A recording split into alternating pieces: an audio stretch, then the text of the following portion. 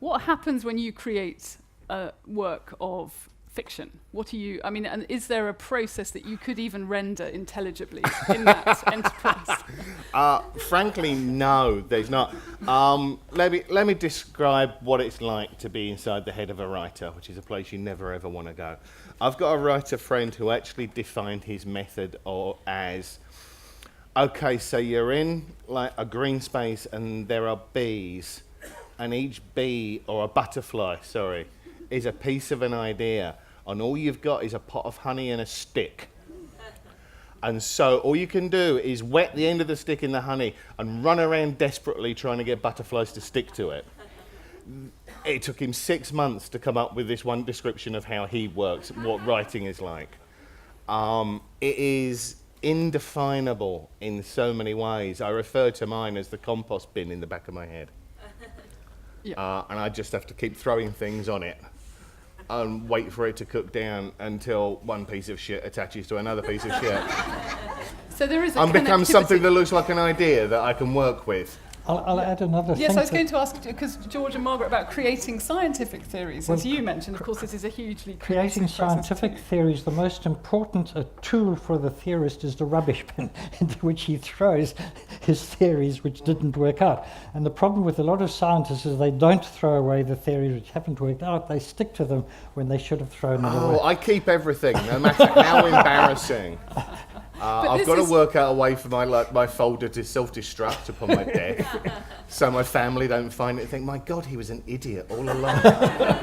And Margaret, you were talking about the judgment of relevance as being something that is very baroque within the systems. But I mean, what you're talking about, this evolutionary process, are there then systems whereby there could be a possibility of rejecting and judging and creating a hierarchy? Well, there always is, but at the moment, if it's in computer art, the decisions, the natural selection, if you like, is made either by the artists themselves or by someone working in their lab or visiting the gallery and making choices.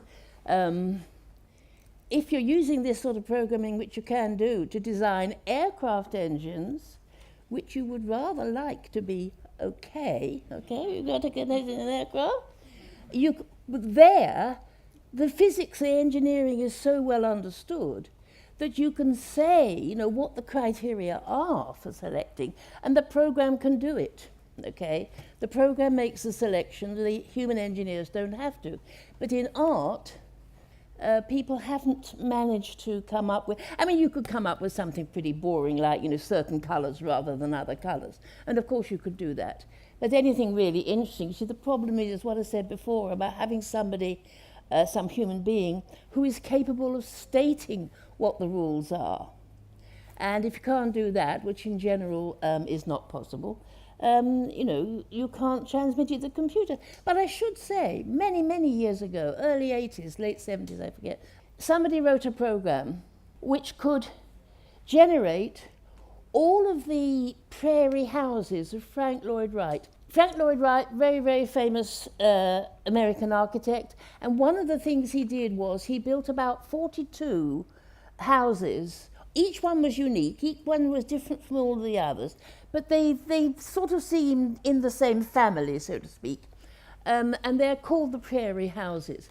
And actually somebody, an architectural historian who was world authority on Frank Lloyd Wright, wrote a whole book about Frank Lloyd Wright's architecture, in which there was one chapter, whole chapter on the prairie houses, and he was trying to say what a prairie house is. And he wasn't able to. But instead of saying, I haven't been able to, maybe next year somebody else will, he said, their principle of unity is occult.